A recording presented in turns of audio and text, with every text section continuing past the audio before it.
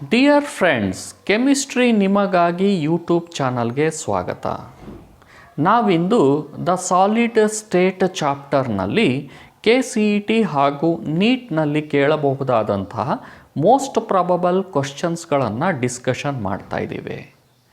Part 1ನಲ್ಲಿ types of solids, crystalline solids, properties of crystalline solids, unit cell, number of particles per unit cell, coordination number ಹಾಗೂ writing the molecular formula of the crystalline ಸಾಲಿಡ್ಸ್ಗೆ ಸಂಬಂಧಪಟ್ಟಂತಹ ಕ್ವಶನ್ಸ್ಗಳನ್ನು ಹಾಗೂ solve ಮಾಡುವಂತಹ ವಿಧಾನಗಳನ್ನು discussion ಮಾಡಿದ್ವಿ.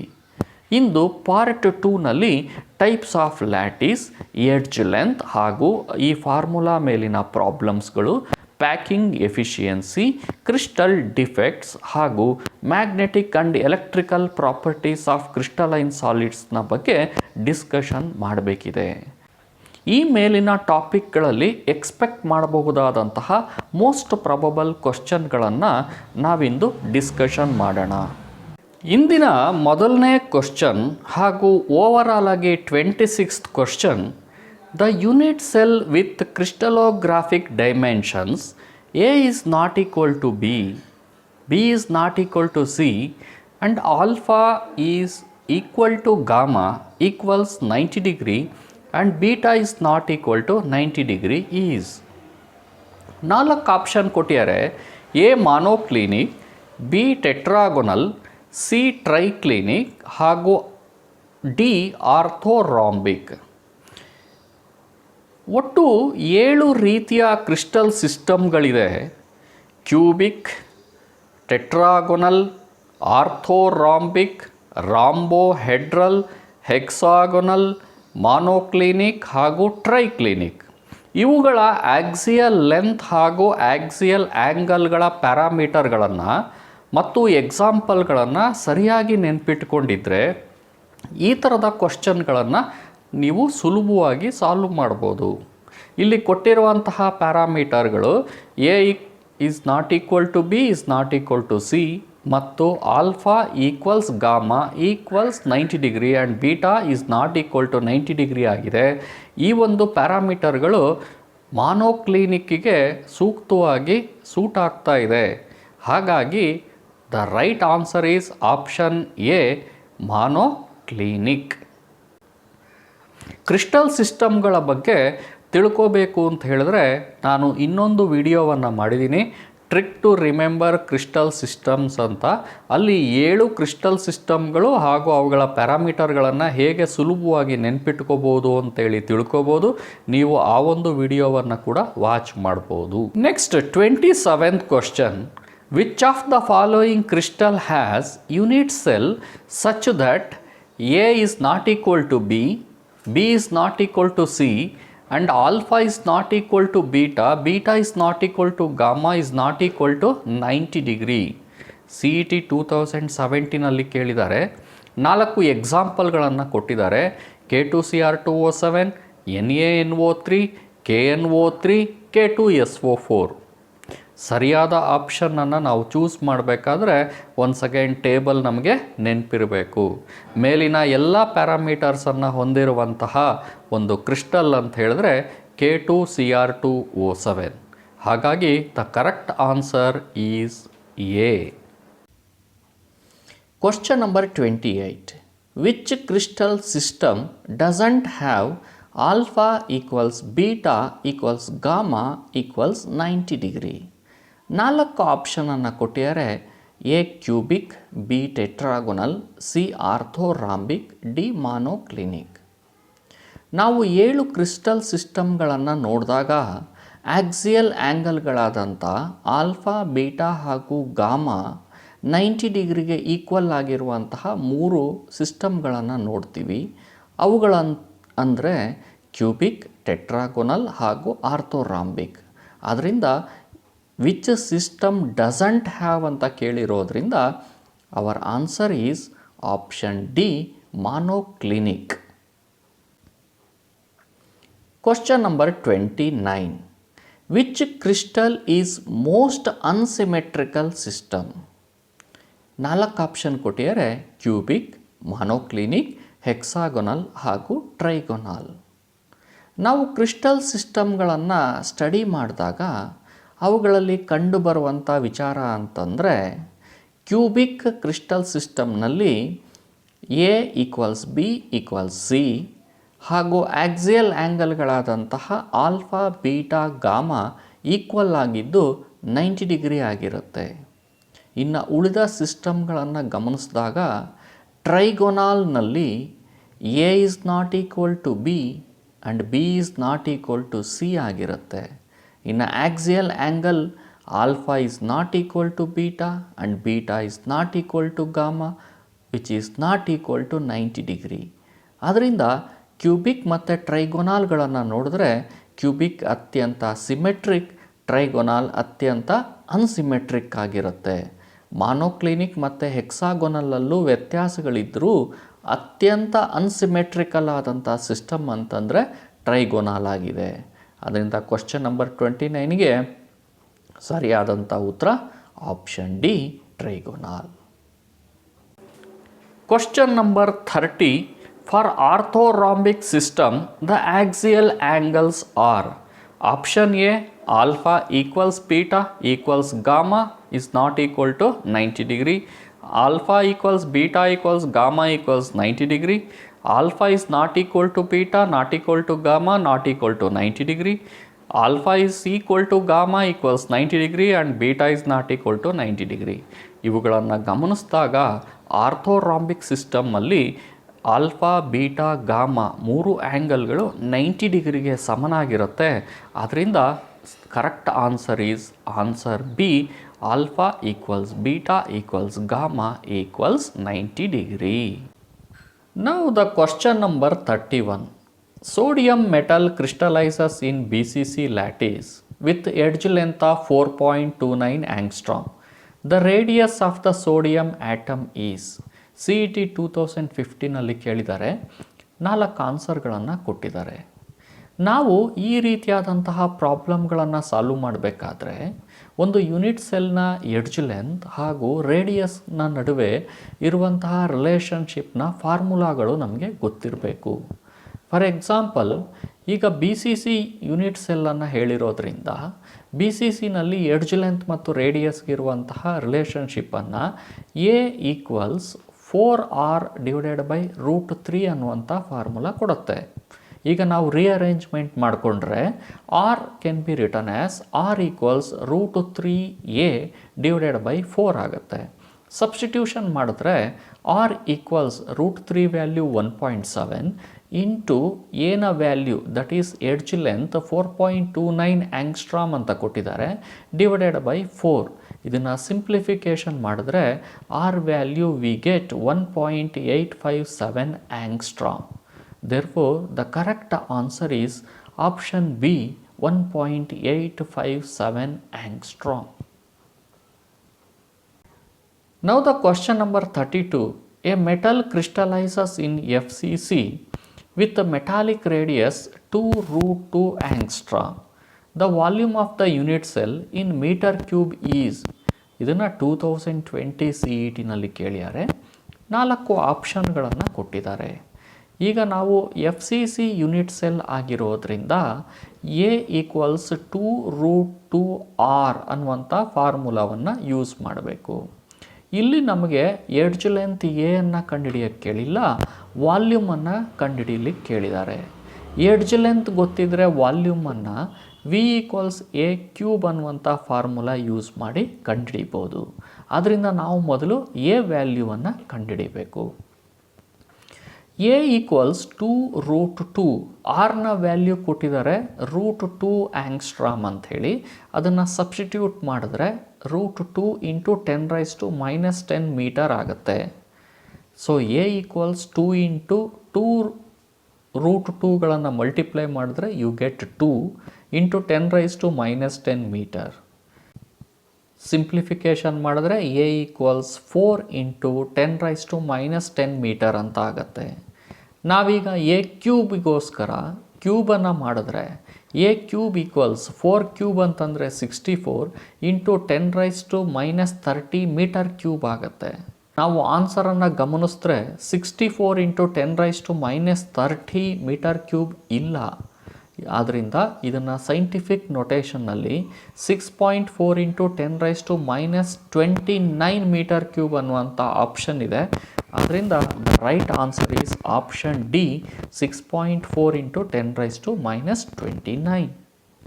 Question number 33. The element has body-centered cubic structure with edge length of 288 picometer. The atomic radius is NEET 2020ನಲ್ಲಿ ಕೇಳಿದ್ದಾರೆ. ಇದಕ್ಕಿಂತ ಸುಲಭವಾದಂಥ ಕ್ವಶನನ್ನು ಕೇಳಲಿಕ್ಕೆ ಬರೋದಿಲ್ಲ. BCCನಲ್ಲಿ ಎಡ್ಜ್ ಲೆಂತ್ ಹಾಗೂ ರೇಡಿಯಸ್ಗೆ ಇರುವಂತಹ ರಿಲೇಷನನ್ನು A = 4/√3R ಅನ್ನುವಂತಹ ಫಾರ್ಮುಲಾ ಕೊಡುತ್ತೆ. ಈಗ ಆರ್ನ ವ್ಯಾಲ್ಯೂಗೆ ಇದನ್ನು ರೀಅರೇಂಜ್ಮೆಂಟ್ ಮಾಡಿಕೊಂಡ್ರೆ R = √3/4 × A ಅಂತ ಆಗುತ್ತೆ. ಎನ ವ್ಯಾಲ್ಯೂ 288 ಪಿಕೋಮೀಟರ್ ಇರೋದರಿಂದ ಅದನ್ನು ಸಬ್ಸ್ಟಿಟ್ಯೂಟ್ ಮಾಡಿದ್ರೆ R = √3 × 288/4 ಪಿಕೋಮೀಟರ್ ಅಂತ ಹೇಳಿ ಬರುತ್ತೆ. ಆದ್ದರಿಂದ ಕೊಟ್ಟಿರುವಂತಹ ಆಪ್ಷನ್ಗಳಲ್ಲಿ option D √3/4 × 288 picometer is the right answer. Now the question number 34. Lithium metal crystallizes in a BCC crystal. If the length of the side of the unit cell of lithium is 351 picometer, the atomic radius of lithium is. NEET 2009ನಲ್ಲಿ ಈ ಒಂದು ಕ್ವಶನನ್ನು ಕೇಳಿದ್ದಾರೆ. 4 ಆಪ್ಷನ್ಗಳನ್ನು ಪಿಕೋಮೀಟರ್ನಲ್ಲಿ ಕೊಟ್ಟಿದ್ದಾರೆ. ನಮಗೆ ಇಲ್ಲಿ BCC ಆಗಿರೋದ್ರಿಂದ radius ಮತ್ತು edge length ನಡುವೆ ಇರುವಂಥ ರಿಲೇಷನನ್ನು R = √3A/4 ಅನ್ನುವಂಥ ಫಾರ್ಮುಲಾ ಯೂಸ್ ಮಾಡಬೇಕು. ಈ ಒಂದು ಪ್ರಾಬ್ಲಮ್ನಲ್ಲಿ ಜಸ್ಟ್ ಸಬ್ಸ್ಟಿಟ್ಯೂಷನ್ ಮಾಡೋದಷ್ಟೇ. R = √3 × ಏನ value that is edge length 351 picometre ಅಂತ ಹೇಳಿ ಕೊಟ್ಟಿದ್ದಾರೆ. ಹಾಗಾಗಿ ಸಬ್ಸ್ಟಿಟ್ಯೂಟ್ ಮಾಡಿದ್ರೆ R = √3 × 351 ಪಿಕೋಮೀಟರ್ /4 ಆಗುತ್ತೆ. √3 ವ್ಯಾಲ್ಯೂವನ್ನು 1.7 ಅಂತ ಹೇಳಿ ತಗೊಂಡು ಸಿಂಪ್ಲಿಫಿಕೇಶನ್ ಮಾಡಿದ್ರೆ you get R = 151.8 picometer. Therefore the right answer is option A, 151.8 picometer. Now the question number 35. Copper crystallizes in FCC lattice with a unit cell length of 361 picometer. ಅಂದರೆ ನಮಗಿಲ್ಲಿ unit cell length ಅಂತ ಹೇಳಿದ್ರೆ edge length ಅಂತಲೇ A value 361 picometre ಅಂತ ಕೇಳಿದ್ದಾರೆ. What is the radius of copper atom in picometre ಅಂಥೇಳಿ neat 2009ನಲ್ಲಿ ಕೇಳಿದ್ದಾರೆ. 4 ಆಪ್ಷನ್ಗಳನ್ನು ಕೂಡ ಕೊಟ್ಟಿದ್ದಾರೆ.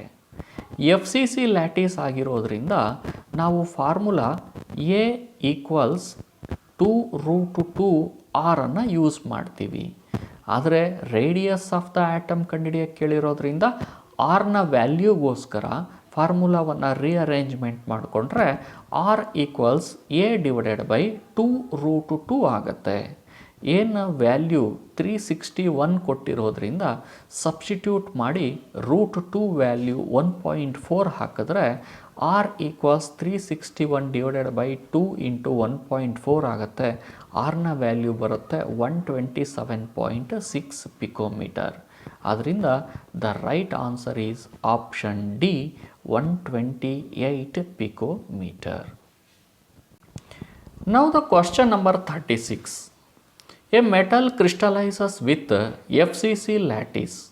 The edge length of the unit cell is 408 picometer.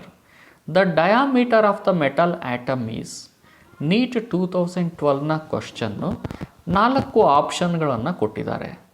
ಈ ಒಂದು ಕ್ವಶನ್ನಲ್ಲಿ FCC ಲ್ಯಾಟಿಸ್ ಅಂತ ಕೊಟ್ಟಿದ್ದು ಎಡ್ಜ್ ಲೆಂತ್ ಏನ ವ್ಯಾಲ್ಯೂ 408 ಪಿಕೋಮೀಟರ್ ಅಂತೇಳಿ ಕೊಟ್ಟಿದ್ದಾರೆ. ಆದರೆ ಇದರಲ್ಲಿ ನಮಗೆ ಡಯಾಮೀಟರನ್ನು ಕಂಡುಹಿಡಿಯಕ್ಕೆ ಕೇಳಿದ್ದಾರೆ. ನಮಗೆ ರೇಡಿಯಸ್ ಮತ್ತು ಎಡ್ಜ್ ಲೆಂತ್ನ ನಡುವೆ ಇರುವಂತಹ ರಿಲೇಷನ್ಶಿಪ್ ಗೊತ್ತು. ಎ ಈಕ್ವಲ್ಸ್ 2√2r ಅನ್ನುವಂಥ ಫಾರ್ಮುಲಾ ಯೂಸ್ ಮಾಡ್ತೀವಿ. ಈ ಫಾರ್ಮುಲಾದ ಹೆಲ್ಪ್ನಿಂದ ರೇಡಿಯಸನ್ನು ಕಂಡುಹಿಡಿಬೇಕು ಹಾಗೂ ಅದನ್ನು 2ರಿಂದ ಮಲ್ಟಿಪ್ಲೈ ಮಾಡಿದ್ರೆ ವಿ ಗೆಟ್ ಡಯಾಮೀಟರ್. ಈ ಕ್ವಶನ್ಗೆ ನೀವೇ ಟ್ರೈ ಮಾಡಿ ಆನ್ಸರ್ ಏನು ಬರುತ್ತೆ ಅನ್ನುವಂಥದ್ದನ್ನು ನೋಡಿ, ನಂತರ ಇದನ್ನು ಕಾಮೆಂಟ್ನ ಮೂಲಕ ಆನ್ಸರನ್ನು ತಿಳಿಸಿ. ಈಗ ಡೆನ್ಸಿಟಿ ಫಾರ್ಮುಲಾದ ಮೇಲಿನ ಪ್ರಾಬ್ಲಮ್ಗಳನ್ನು ಸಾಲ್ವ್ ಮಾಡೋಣ. ಡೆನ್ಸಿಟಿ ಫಾರ್ಮುಲಾ ಹೇಳುತ್ತೆ D equals Z M divided by A cube into N A. D ಅಂತಂದರೆ ಡೆನ್ಸಿಟಿ, ಝೆಡ್ ಅಂತಂದರೆ number of particles per unit cell, M ಅಂತಂದರೆ ಮೋಲಾರ್ ಮಾಸ್, ಎ ಅಂತಂದರೆ ಎಡ್ಜ್ ಲೆಂತ್, ಎನ್ ಎ ಅಂತ ಹೇಳಿದ್ರೆ Avogadro number. ಈ ಒಂದು formula ಮೇಲೆ ಇರುವಂತಹ ನ್ಯೂಮರಿಕಲ್ಸ್ಗಳು. Question number 37. Lithium has a BCC structure. Its density is 530 kg per meter cube and its atomic mass is 6.94 gram per mole. Calculate the edge length of the unit cell of lithium metal. Avogadro number ಕೊಟ್ಟಿದ್ದಾರೆ. NEET 2016ನಲ್ಲಿ ಕೇಳಿರೋ ಅಂಥ question. ಇದಕ್ಕೆ 4 ಆನ್ಸರ್ಗಳನ್ನು ಕೊಟ್ಟಿದ್ದಾರೆ. ಈಗ ನಾವು ಗಮನಿಸಬೇಕಾದಂಥ ಅಂಶ ಅಂದರೆ 2 ನಂಬರ್ಗಳನ್ನು ನಾನು ಹೈಲೈಟ್ ಮಾಡಿದ್ದೀನಿ. ಡೆನ್ಸಿಟಿಯನ್ನು kg/m³, ಅಟಾಮಿಕ್ ಮಾಸನ್ನು g/mol, ಆನ್ಸರನ್ನು ಪಿಕೋಮೀಟರಲ್ಲೂ ಕೇಳಿದ್ದಾರೆ. ಹಾಗಾಗಿ ಡೆನ್ಸಿಟಿಯನ್ನು kg/m³ g/mol ಕನ್ವರ್ಟ್ ಮಾಡ್ಕೋಬೇಕು. ಈಗ ಮೊದಲನೇದಾಗಿ ಇನ್ BCC ಝೆಡ್ ಅಂತಂದರೆ number of atoms per unit cell 2 ಆಗಿರುತ್ತೆ. ಎಮ್ 6.94 g/mol ಕೊಟ್ಟಿದ್ದಾರೆ. Density is 530 kg/m³. ಇದನ್ನು ಗ್ರಾಮಿಗೆ ಕನ್ವರ್ಟ್ ಮಾಡಿಕೊಂಡ್ರೆ 0.53 g/cm³ ಆಗುತ್ತೆ. Formula D equals Z into M divided by N A into A ಕ್ಯೂಬನ್ನು ನಾವು ರೀಅರೇಂಜ್ಮೆಂಟ್ ಮಾಡಿಕೊಂಡ್ರೆ A cube equals Z into M by N A into D ಅಂಥೇಳಿ ಬರ್ಕೋಬೋದು. ಎಲ್ಲ ವ್ಯಾಲ್ಯೂಗಳನ್ನು ಸಬ್ಸ್ಟಿಟ್ಯೂಟ್ ಮಾಡಿದ್ರೆ ಆಗ ಎ ಕ್ಯೂಬ್ ಈಕ್ವಲ್ಸ್ ಝೆಡ್ನ ವ್ಯಾಲ್ಯೂ 2, ಎಮ್ ಜಾಗಕ್ಕೆ 6.94, ಎನ್ ಎ 6.02 ಇಂಟು 10⁻23 ಹಾಗೂ ಡಿನ ವ್ಯಾಲ್ಯೂ 0.53. ಎ ಕ್ಯೂಬ್ನ ವ್ಯಾಲ್ಯೂ 4.348 ಇಂಟು 10⁻23 cm³ ಅಂತ ಬರುತ್ತೆ. ನಾವೀಗ ಏನ ವ್ಯಾಲ್ಯೂ ಆಗಿದ್ದರಿಂದ ಕ್ಯೂಬ್ ರೂಟನ್ನು ಮಾಡಬೇಕು. ಆಗ ಎ ಈಕ್ವಲ್ಸ್ 3.52 ಇಂಟು 10⁻8 cm ಅಂತ ಬರುತ್ತೆ. ನಮಗೆ ಬಂದಿರೋವಂತಹ ಉತ್ತರ 10⁻8 cm ಇದೆ. ಆನ್ಸರನ್ನು ನಾವು ಪಿಕೋಮೀಟರಲ್ಲಿ ಇಡಬೇಕು ಅಂತಂದರೆ 10⁻12 ಮೀಟರ್ನಲ್ಲಿ ಇಡಬೇಕು. ಹಾಗಾಗಿ ಕನ್ವರ್ಷನ್ ಮಾಡಿದ್ರೆ 3.52 ಇಂಟು 10⁻8 cm 352 ಪಿಕೋಮೀಟರ್ ಆಗಿ ಕನ್ವರ್ಟ್ ಆಗುತ್ತೆ. ಹಾಗಾಗಿ ಸರಿಯಾದಂತಹ ಆನ್ಸರ್ ಅಂತಂದರೆ ಆಪ್ಷನ್ ಬಿ 352 ಪಿಕೋಮೀಟರ್. ಈಗ question number 38. The number of atoms in 2.4 grams of BCC crystal with edge length 200 picometer is.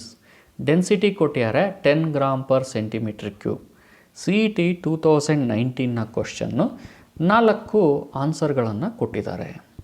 ಈ ಒಂದು ಪ್ರಾಬ್ಲಮ್ನಲ್ಲಿ ವ್ಯಾಲ್ಯೂವನ್ನು ಕಂಡುಹಿಡಿಬೇಕು. ಇದೇ ಡೆನ್ಸಿಟಿ ಫಾರ್ಮುಲಾವನ್ನು ರೀಅರೇಂಜ್ಮೆಂಟ್ ಮಾಡಿಕೊಂಡ್ರೆ N A equals Z into M divided by A cube into D ಅಂತ ಆಗುತ್ತೆ.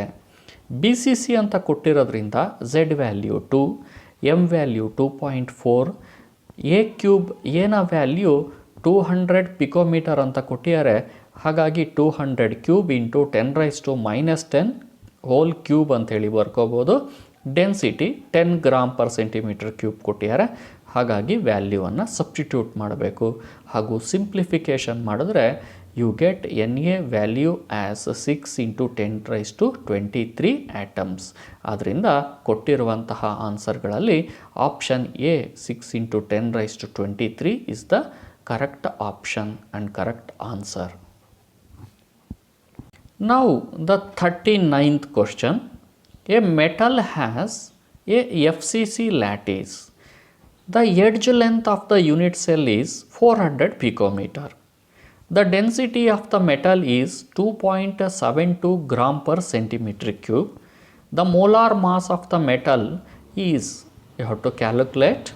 They have given Avogadro number Na equals 6.02 into 10 raised to 23.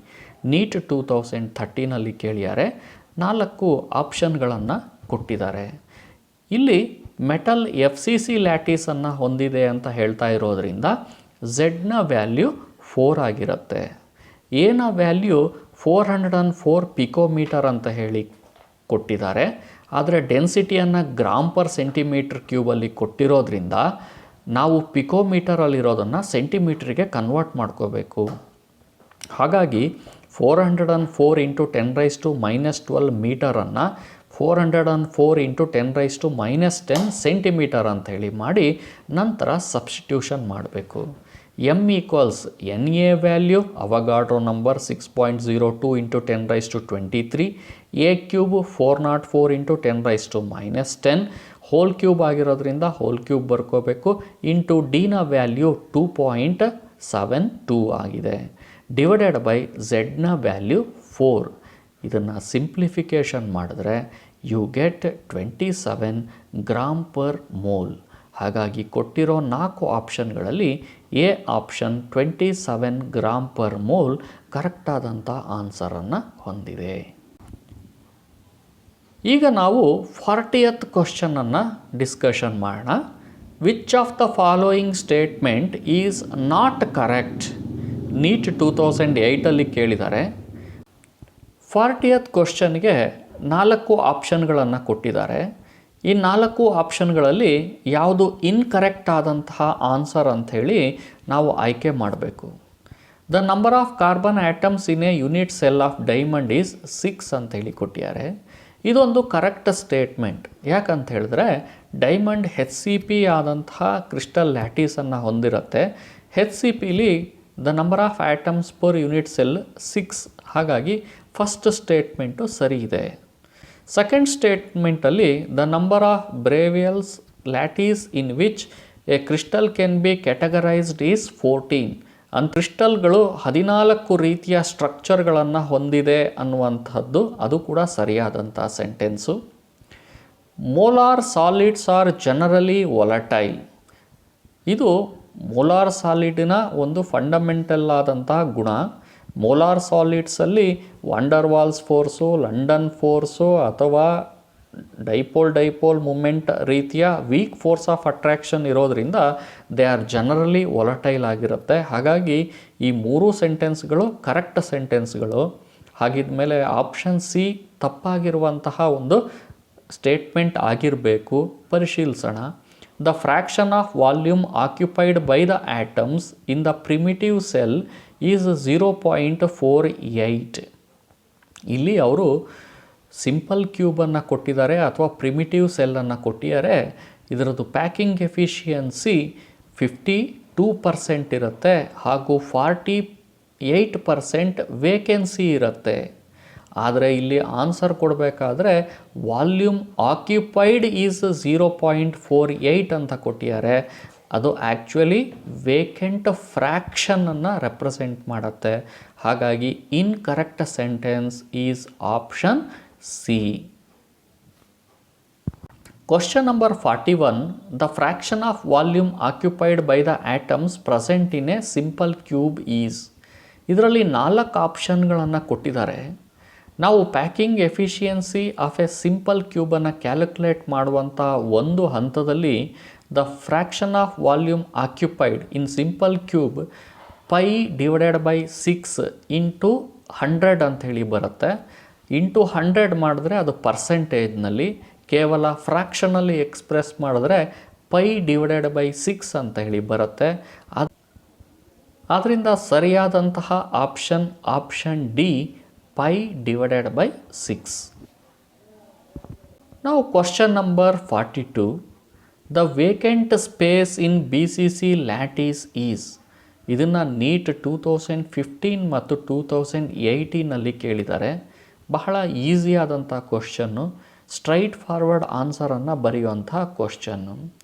BCCನಲ್ಲಿ packing efficiency ನಮಗೆ ಗೊತ್ತಿರೋ ಹಾಗೆ 68% ಇರುತ್ತೆ. ಹಾಗಿದ್ದ ಮೇಲೆ ಇನ್ನು ಉಳಿದಂತಹ ಸ್ಪೇಸ್ ಎಲ್ಲ ವೇಕೆಂಟ್ ಸ್ಪೇಸ್ ಆಗಿರಬೇಕು. ಹಾಗಾಗಿ ನಾವು 100ನಲ್ಲಿ 68ಅನ್ನು ಸಬ್ಸ್ಟ್ರ್ಯಾಕ್ಟ್ ಮಾಡಿದ್ರೆ ನಮಗೆ 32% ಅಂಥೇಳಿ ಬರುತ್ತೆ.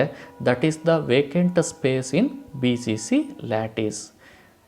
Therefore the correct answer is option C, 32%. ಈಗ question number 43. CSBr crystallizes in BCC. The unit cell length is 436.6 picometer. Given that mass of CS is 133 and that of Br is 80 AMU and Avogadro number is 6.02 into 10 raised to 23. Calculate density of CSBr. NEET 2006 ಅಲ್ಲಿ ಕೇಳಿದ್ದಾರೆ. 4 ಆಪ್ಷನ್ಗಳನ್ನು ಕೊಟ್ಟಿದ್ದಾರೆ.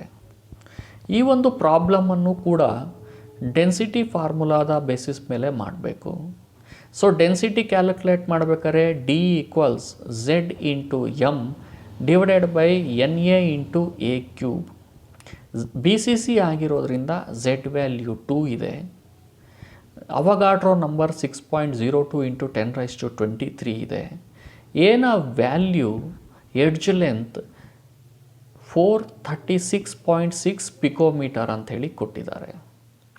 ಈಗ ನಾವಿಲ್ಲಿ calculate ಮಾಡಬೇಕಾದ್ರೆ ಎಮ್ನ value molar mass of CSBr ಅನ್ನು ಕಂಡುಹಿಡ್ಕೋಬೇಕು. ಯಾಕಂತ ಹೇಳಿದ್ರೆ ಅಟಾಮಿಕ್ ಮಾಸ್ ಆಫ್ CS 133 ಹಾಗೂ ಅಟಾಮಿಕ್ ಮಾಸ್ ಆಫ್ Br 80 ಅಂಥೇಳಿ ಕೊಟ್ಟಿದ್ದಾರೆ. ಹಾಗಾಗಿ ನಾವು ಮೋಲಾರ್ ಮಾಸನ್ನು ಕಂಡುಹಿಡ್ಕೊಳ್ಳೋದಕ್ಕೆ ಅವೆರಡೂ ವ್ಯಾಲ್ಯೂಗಳನ್ನು ಆ್ಯಡ್ ಮಾಡ್ಕೋಬೇಕು. ಆ್ಯಡ್ ಮಾಡಿ ನೇರವಾಗಿ ಡೆನ್ಸಿಟಿ ಫಾರ್ಮುಲಾದಲ್ಲಿ ಸಬ್ಸ್ಟಿಟ್ಯೂಟ್ ಮಾಡಿದ್ರೆ ಯು ಗೆಟ್ ದ ಆನ್ಸರ್. ಈ ಒಂದು ಪ್ರಾಬ್ಲಮನ್ನು ನಾನು ಸಾಲ್ವ್ ಮಾಡ್ತಾ ಇಲ್ಲ, ನೀವೇ ಈ ಪ್ರಾಬ್ಲಮನ್ನು ಸಾಲ್ವ್ ಮಾಡಿ ಕಾಮೆಂಟಲ್ಲಿ ನಿಮ್ಮ ಆನ್ಸರನ್ನು ಪೋಸ್ಟ್ ಮಾಡಿ. ಈಗ ನಾವು ಕ್ರಿಸ್ಟಲ್ ಡಿಫೆಕ್ಟ್ಸ್ಗೆ ಸಂಬಂಧಪಟ್ಟಂತಹ ಕೆಲವಾರು ಕ್ವಶನ್ಗಳನ್ನು ಡಿಸ್ಕಷನ್ ಮಾಡೋಣ. This is question number 44. Schottky defect in crystal is due to CET 2014 ಮತ್ತು ಕಾಮೆಟ್ಗೆ 2016 ಕೇಳಿದ್ದಾರೆ. 4 ಆಪ್ಷನನ್ನು ಕೊಟ್ಟಿದ್ದಾರೆ. Anion leaves its normal site and occupies an interstitial site. ಇದು ಸರಿಯಾದಂಥ ಉತ್ತರ ಅಲ್ಲ. Unequal number of cation and anions are missing from crystal lattice. ಇದು ಕೂಡ ಸ್ಕಾಟ್ಗೆ ಡಿಫೆಕ್ಟ್ಗೆ ಕಾರಣ ಆಗೋದಿಲ್ಲ. There is a large difference in size of cation and ಆ್ಯನಯಾನ್. ಇದು ಕೂಡ ಸ್ಕಾಟ್ಗೆ ಡಿಫೆಕ್ಟ್ಗೆ ಕಾರಣ ಆಗಲ್ಲ. ಲಾರ್ಜ್ ಡಿಫರೆನ್ಸ್ ಇನ್ ಕ್ಯಾಟಯಾನ್ ಮತ್ತು ಆ್ಯನಯಾನ್ ಆಗಿದ್ದರೆ that prompts to the Frenkel defect. ಹಾಗಾಗಿ ಕ್ರಿಸ್ಟಲ್ ಡಿಫೆಕ್ಟ್ಗೆ ಕಾರಣ ಆಗುವಂಥದ್ದು it is due to equal number of cation and anions are missing from the crystal lattice. ಇದು ಸರಿಯಾದಂತಹ ಸ್ಟೇಟ್ಮೆಂಟ್ ಆಗಿದೆ. ಆದ್ದರಿಂದ ನಮ್ಮ ಕರೆಕ್ಟ್ ಆನ್ಸರ್ ಆಪ್ಷನ್ ಸಿ ಆಗಿದೆ. ಈಗ question number 45. The correct statement regarding defect in solids is. ಇಲ್ಲಿ 4 ಸ್ಟೇಟ್ಮೆಂಟ್ಗಳನ್ನು ಕೊಟ್ಟು correct statement ಯಾವುದು ಅಂತ ಕೇಳ್ತಾ ಇದ್ದಾರೆ. ಹಾಗಾಗಿ ರಾಂಗ್ ಸ್ಟೇಟ್ಮೆಂಟ್ ಅಥವಾ ಇನ್ಕರೆಕ್ಟ್ ಸ್ಟೇಟ್ಮೆಂಟನ್ನು ನಾವು ಗುರುತಿಸಬೇಕು. Option A, Frenkel defect is usually favoured by a very small difference in size of cations and anions. ಈ ಒಂದು ಸ್ಟೇಟ್ಮೆಂಟು ಇನ್ಕರೆಕ್ಟ್ ಸ್ಟೇಟ್ಮೆಂಟ್. ಯಾಕಂತಂದರೆ ಸ್ಮಾಲ್ ಡಿಫ್ರೆನ್ಸ್ ಇದ್ದರೆ ಕ್ಯಾಟಯಾನ್ಸ್ ಮತ್ತು ಆ್ಯನಯಾನ್ಸಲ್ಲಿ ಅದು ಫ್ರ್ಯಾಂಕೆಲ್ ಡಿಫೆಕ್ಟನ್ನು ಫೇವರ್ ಮಾಡೋದಿಲ್ಲ. Trapping of protons in crystal lattice leads to the formation of F centres. ಇದು ಕೂಡ ಇನ್ಕರೆಕ್ಟ್ ಆದಂಥ ಆನ್ಸರು. ಯಾಕಂತಂದರೆ ಎಫ್ ಸೆಂಟರ್ಗಳ ಫಾರ್ಮೇಷನ್ಗಳಿಗೆ ಎಲೆಕ್ಟ್ರಾನ್ಗಳ ಕಾರಣವೇ ಹೊರತು ಪ್ರೋಟಾನ್ಗಳಲ್ಲ. ಇನ್ನು ಆಪ್ಷನ್ ಡಿಗೆ ಹೋದರೆ Schottky defect has no effect on physical properties of solid. ಇದು ಕೂಡ ಇನ್ಕರೆಕ್ಟ್ ಆದಂಥ ಸ್ಟೇಟ್ಮೆಂಟ್. ಯಾಕಂತಂದರೆ ಸ್ಕಾಟ್ಗೆ ಡಿಫೆಕ್ಟಲ್ಲಿ ಆ್ಯನಯಾನ್ ಮತ್ತು ಕ್ಯಾಟಯಾನ್ಗಳು ಮಿಸ್ ಆಗೋದ್ರಿಂದ ಅದರ ಫಿಸಿಕಲ್ ಪ್ರಾಪರ್ಟಿ ಆದಂತಹ ಡೆನ್ಸಿಟಿ ಕಡಿಮೆ ಆಗುತ್ತೆ. ಅದರಿಂದ ಎ ಬಿ ಸಿ ಡಿ ಆಪ್ಷನ್ಗಳಲ್ಲಿ ಎ ಸಿ ಮತ್ತು ಡಿ ಆಪ್ಷನ್ಗಳು ತಪ್ಪಾಗಿದೆ. ಹಾಗಿದ್ಮೇಲೆ ಬಿ ಆಪ್ಷನ್ ಸರಿ ಇರಬೇಕು. Frenkel defect is a dislocation defect. ಇದೊಂದು ಕರೆಕ್ಟ್ ಆದಂಥ ಸ್ಟೇಟ್ಮೆಂಟ್. ಸೊ ನಮಗೆ 45th ಕ್ವಶನಲ್ಲಿ the correct statement regarding defect in solids ಅಂತ ಕೇಳಿರೋದ್ರಿಂದ we are only left with option B which is a correct statement. Question number 46, which is the incorrect statement. ಇದು ಕೂಡ neat 2017 ಕೇಳಿರೋ ಅಂಥದ್ದು. Incorrect ಸ್ಟೇಟ್ಮೆಂಟನ್ನು ನಾವು ಗುರುತಿಸಬೇಕು. Option A, density decreases in case of Schottky defect. ಇದು ಒಂದು ಕರೆಕ್ಟ್ ಸೆಂಟೆನ್ಸ್. ಯಾಕಂತಂದರೆ ಸ್ಕಾಟ್ಗೆ defect ಆದರೆ ಆ್ಯನಯಾನ್ ಮತ್ತು ಕ್ಯಾಟಯಾನ್ಗಳು ಮಿಸ್ ಆಗೋದ್ರಿಂದ ಡೆನ್ಸಿಟಿ ಡಿಕ್ರೀಸ್ ಆಗುತ್ತೆ. Option B, NaCl solid is an insulator. ಅದು correct. Silicon is semiconductor. ಅದು ಕೂಡ ಕರೆಕ್ಟ್. ಹಾಗಾಗಿ option B is also right. Option C, Frankel defect is favored in those ionic compounds in which size of cation and anions are not equal. ಹೌದು, ಆ್ಯನಯಾನ್ ಮತ್ತು ಕ್ಯಾಟಯಾನ್ನ ಸೈಜ್ನಲ್ಲಿ ವ್ಯತ್ಯಾಸ ಇದ್ದರೆ that favours ಫ್ರ್ಯಾಂಕೆಲ್ defect. ಹಾಗಾಗಿ option A B C ಮೂರು ಕೂಡ correct ಆದಂಥ statement ಆಗಿದೆ. ಹಾಗಿದ್ಮೇಲೆ incorrect statement D ಆಗಿರಬೇಕು. ಆದರೂ ಒಮ್ಮೆ ಪರಿಶೀಲಿಸೋಣ. FeO 0.98 has non-stoichiometric metal deficiency defect. ಅಂದರೆ ಮೆಟಲ್ ಡಿಫಿಷಿಯನ್ಸಿ ಡಿಫೆಕ್ಟ್ ಅಂತ ಹೇಳಿದ್ರೆ Fe2+ ಕಡಿಮೆ ಇರಬೇಕು ಆಕ್ಸಿಜನ್ಗಿಂತ. ಆದರೆ ಇಲ್ಲಿ ಕೊಟ್ಟಿರೋ ಅಂಥ ಫಾರ್ಮುಲಾದಲ್ಲಿ FeO ಓನ ಪ್ರಮಾಣ 0.98 ಇದೆ ಅಂತ ಹೇಳಿ ತೋರಿಸಿದ್ದಾರೆ. ಹಾಗಾಗಿ this is not metal deficiency defect. ಆದ್ದರಿಂದ option D is the incorrect statement. ಈ ರೀತಿಯಾದಂಥ ಕ್ವಶನ್ಗಳನ್ನು ಕಡಿಮೆ ಕೇಳಿದ್ದಾರೆ. ಆದರೂ ಕ್ವಶನ್ ನಂಬರ್ 47 ನೋಡೋಣ. An excess of potassium ions make KCl crystal appear violet or lilac in colour. ಕಾರಣ ಏನು ಅಂತ ಕೇಳ್ತಾ ಇದ್ದಾರೆ. 4 ಆಪ್ಷನ್ ಕೊಟ್ಟಿದ್ದಾರೆ. ಇಲ್ಲಿ ಒಂದಕ್ಕಿಂತ ಹೆಚ್ಚು ಆಪ್ಷನ್ಗಳು ಸರಿಯಾಗಿದೆ. ಯಾವ ಕಾಂಬಿನೇಷನ್ ಸರಿ ಇದೆ ಅಂಥೇಳಿ ನಾವು ಗುರುತಿಸಬೇಕು. Option A, some of the anionic sites are occupied by unpaired electrons. Option B, some of the anionic sites are occupied by a pair of electrons. Option C, there are vacancies at some anionic sites. Option D, F centers are created which imparts color to the crystal. So ಇವುಗಳಲ್ಲಿ ಮೊದಲನೇ statement ಸರಿ ಇದೆ. Some of the anionic sites are occupied by unpaired electron, ಅದು ಸರಿ ಇದೆ. Option D, F centers are created which imparts colour to the crystal. Option D ಕೂಡ ಸರಿ ಇದೆ. ಹಾಗಾಗಿ ನಮ್ಮ ಆಪ್ಷನ್ ಏನಾಗುತ್ತೆ, ಆಪ್ಷನ್ 3 ಎ ಮತ್ತು ಡಿ ಅನ್ನು ಸೂಚಿಸ್ತಾ ಇದೆ. That is the correct answer, option 3. ಈಗ ಕ್ರಿಸ್ಟಲ್ ಡಿಫೆಕ್ಟ್ನ ಮೇಲೆ ಇತ್ತೀಚಿನ ಪೇಪರ್ಗಳನ್ನು ಗಮನಿಸಿದ್ರೆ ಈ ರೀತಿಯಾದಂತಹ ಕೆಲವು ಕ್ವಶನ್ಗಳನ್ನು ನಾವು ನಿರೀಕ್ಷೆ ಮಾಡ್ಬೋದು. ಭಾಳ ಸಿಂಪಲ್ ಆಗಿರುತ್ತೆ, ಆದರೆ ಸರಿಯಾಗಿ ಅರ್ಥ ಮಾಡಿಕೊಂಡು ಈ ಒಂದು ಪ್ರಾಬ್ಲಮ್ಗಳನ್ನು ಸಾಲ್ವ್ ಮಾಡಬೇಕು. ಅಂತಹ 3 ಪ್ರಾಬ್ಲಮ್ಗಳನ್ನು ನಾವು ಇವತ್ತು ಸಾಲ್ವ್ ಮಾಡೋಣ.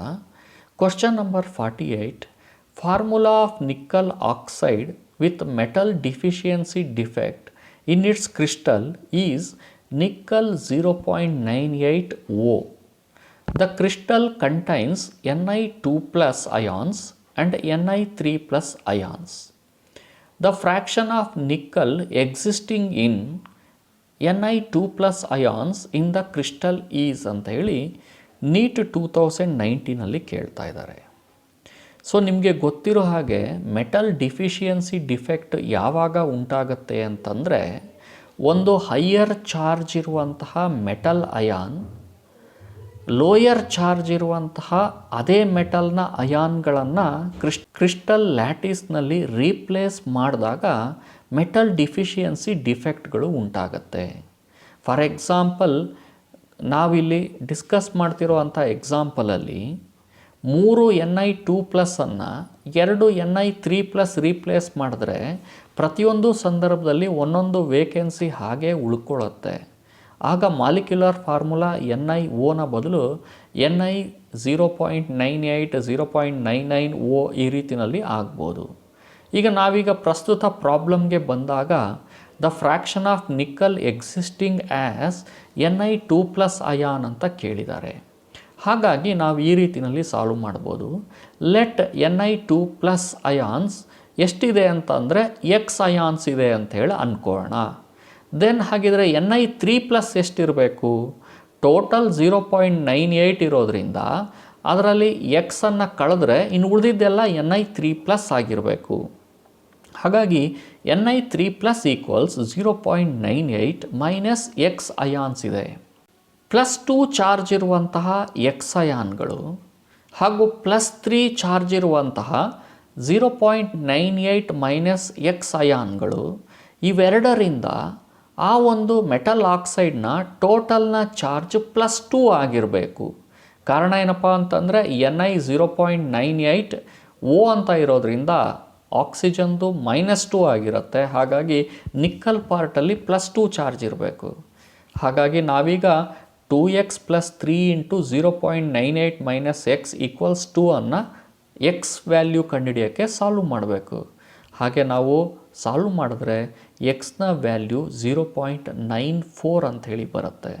ನಾವು X ಅಂತಂದರೆ Ni+2 ಅಯಾನ್ಗಳ ಸಂಖ್ಯೆ ಅಂತ ಇಟ್ಕೊಂಡಿದ್ದೀವಿ.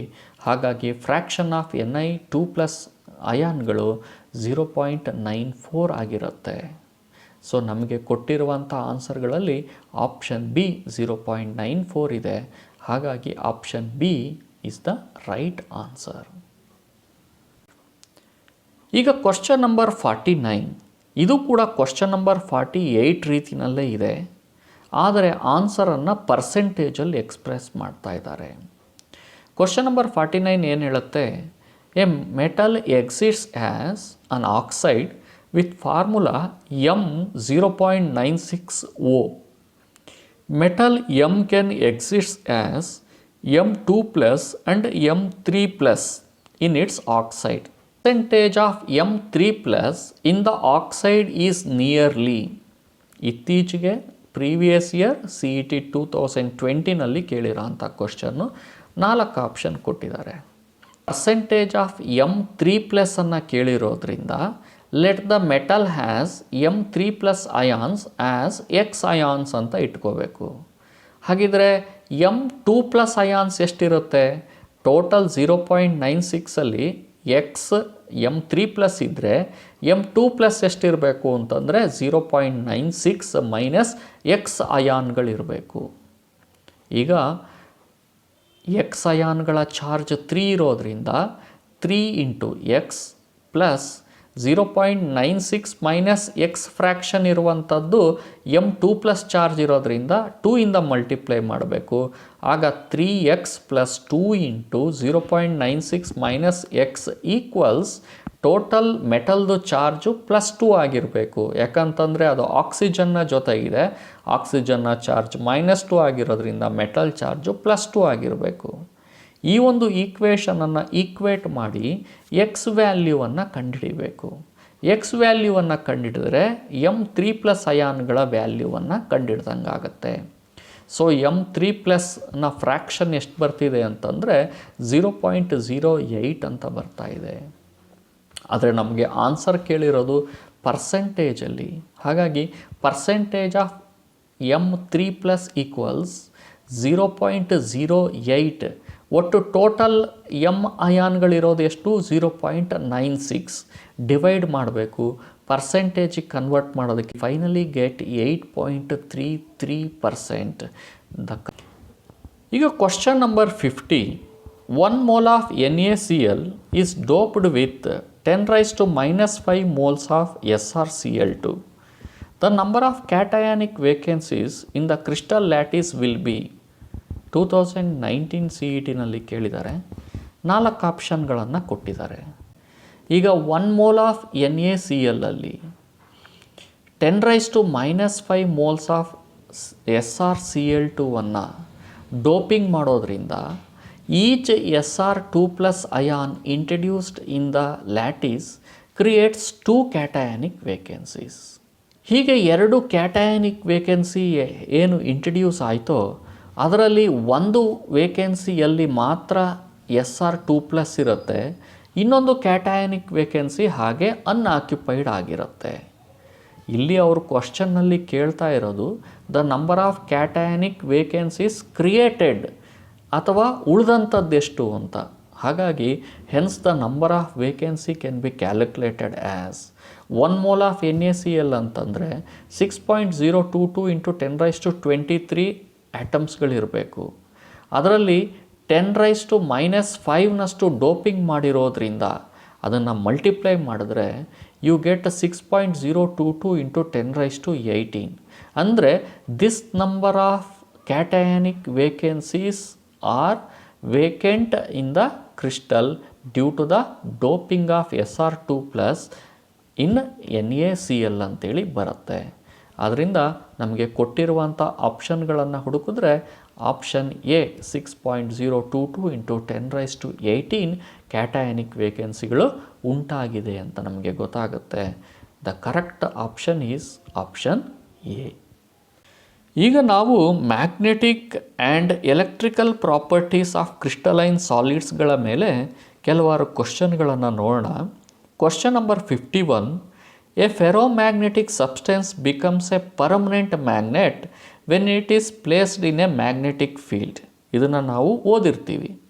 ಇದಕ್ಕೆ ಕಾರಣ ಏನು ಅಂತೇಳಿ ಕೇಳ್ತಾ ಇದ್ದಾರೆ. 4 ಆಪ್ಷನ್ಗಳನ್ನು ಕೊಟ್ಟಿದ್ದಾರೆ. Option A, all the domains got oriented in the direction of the magnetic field. Option B, all the domains get oriented in the direction opposite to the direction of the magnetic field. Domains get oriented randomly. Option D, domains are not affected by the magnetic field. So ಒಂದು magnetic substance ಅಥವಾ ferromagnetic substance permanent magnet ಆಗೋದಕ್ಕೆ ಕಾರಣ ಏನಪ್ಪ ಅಂತ ಹೇಳಿದ್ರೆ magnetic ಫೀಲ್ಡ್ನಲ್ಲಿ ಇದ್ದಾಗ all the domains got oriented in the direction of the magnetic field. ಅದರಿಂದ ಆಪ್ಷನ್ ಎ ಕರೆಕ್ಟ್ ಆದಂಥ ಸ್ಟೇಟ್ಮೆಂಟ್ ಆಗಿದೆ. ಇನ್ನು ಸೆಮಿ ಕಂಡಕ್ಟರ್ಸ್ನ ಮೇಲೆ ಕೆಲವಾರು ಕ್ವಶನ್ಗಳನ್ನು ಈವನ್ ಫಿಸಿಕ್ಸ್ನಲ್ಲಿ ಹಾಗೂ ಕೆಮಿಸ್ಟ್ರಿನಲ್ಲೂ ಕೇಳ್ತಾರೆ. Question number 52. Silicon doped with arsenic is a P type semiconductor, N type semiconductor, intrinsic semiconductor, both N and P semiconductor. ಇಲ್ಲಿ ಕೊಟ್ಟಿರುವಂಥ ಆಪ್ಷನ್ನಲ್ಲಿ both N and P semiconductor ಆಗಿರೋದಕ್ಕೆ ಸಾಧ್ಯ ಇಲ್ಲ. ಹಾಗಾಗಿ option D incorrect. Option C, intrinsic semiconductor. Intrinsic semiconductor ಅಂತ ಹೇಳಿದ್ರೆ pure semiconductor ಅಂತ. ಈಗ ನಾವು ಎನ್ ಮತ್ತು ಪಿ ಸೆಮಿಕಂಡಕ್ಟರ್ಗಳನ್ನು ತಯಾರು ಮಾಡಬೇಕಾದ್ರೆ ಡೋಪಿಂಗ್ ಮಾಡ್ತೀವಿ. ಡೋಪಿಂಗ್ ಮಾಡದೇ ಇರೋವಂತಹ ಸೆಮಿಕಂಡಕ್ಟರ್ ಇಂಟ್ರೆನ್ಸಿಕ್ ಸೆಮಿಕಂಡಕ್ಟರ್. ಹಾಗಾಗಿ ಆಪ್ಷನ್ ಸಿ ಕೂಡ ಸರಿಯಲ್ಲ. ಇನ್ನು option A P type semiconductor, option B N type semiconductor. Silicon ಒಂದು ಟೆಟ್ರಾವೇಲೆಂಟ್ ಆ್ಯಟಮ್. ಇದಕ್ಕೆ ಆರ್ಸೆನಿಕ್ ಅನ್ನುವಂತಹ ಪೆಂಟಾವೇಲೆಂಟ್ ಆ್ಯಟಮನ್ನು ಡೋಪಿಂಗ್ ಮಾಡ್ತಾ ಇದ್ದೀವಿ. ಪೆಂಟಾವೇಲೆಂಟ್ ಆ್ಯಟಮನ್ನು ಟೆಟ್ರಾವೇಲೆಂಟ್ ಕ್ರಿಸ್ಟಲಲ್ಲಿ ಡೋಪಿಂಗ್ ಮಾಡೋದ್ರಿಂದ ನಮಗೆ ಎನ್ ಟೈಪ್ ಸೆಮಿಕಂಡಕ್ಟರ್ ಸಿಗುತ್ತೆ. ಹಾಗಾಗಿ ಕೊಟ್ಟಿರುವಂತಹ ಆಪ್ಷನ್ಗಳಲ್ಲಿ correct answer option B N type semiconductor. ಇನ್ನು question number 53. Silicon doped with gallium forms. Option A an intrinsic semiconductor, option B N type semiconductor, option C P type semiconductor, option D insulator. CET 2020ನಲ್ಲಿ ಕೇಳಿರೋಂಥ ಕ್ವಶನ್ನು. Option D insulator ಸರಿಯಾದಂಥ ಉತ್ತರ ಅಲ್ಲ.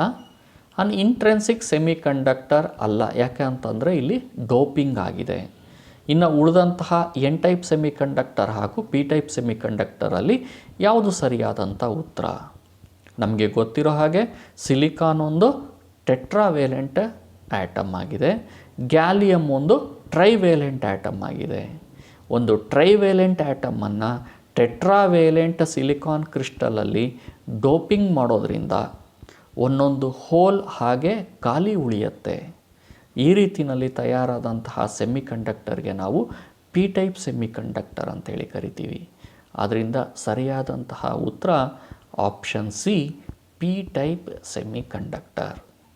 ಇನ್ನು 54th question ಹಾಗೂ the last question in this video. Question number 54th. With which one of the following elements silicon should be doped so as to give P type semiconductor?